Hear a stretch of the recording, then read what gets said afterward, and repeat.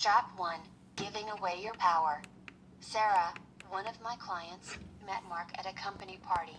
Mark seemed really interested in her since he was the one who walked up to her, albeit a bit nervous, introduced himself, and eventually asked for her phone number.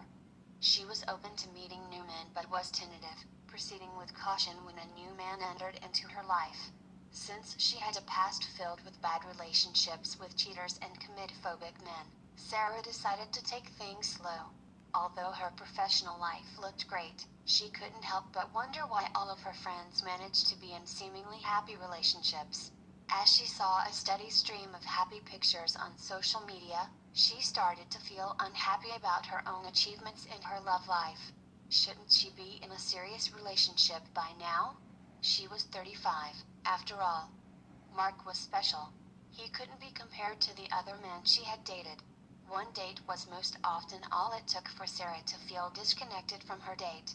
The men she met all wanted sex, had no ambition or still lived with their mother. Most were pretentious, narcissistic, and tried to buy her love with money. Mark, on the other hand, was really authentic, open, and honest.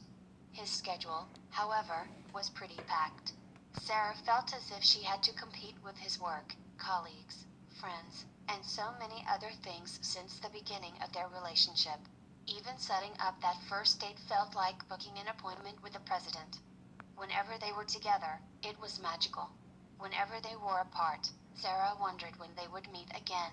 She tried to ask him out for a date as well, but he was always too busy to find an opening in his agenda. They met up at least once per week, but it always went the same way.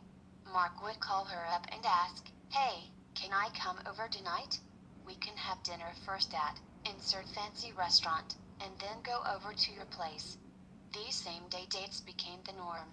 Whenever they made plans in advance, Mark often had to cancel them when something else came up. This continued for months before Sarah came to see me. She was living in a twilight zone and was slowly but surely losing herself. Although Sarah is a very smart woman, it didn't surprise me that she had stepped into an important trap. She had given away her power. She was no longer in control. Instead, Mark led the relationship. He held all the cards. Sarah was simply at his whim, agreeing to go on a date whenever he called and never protesting when he had to cancel. He decided where the relationship was going and at what speed.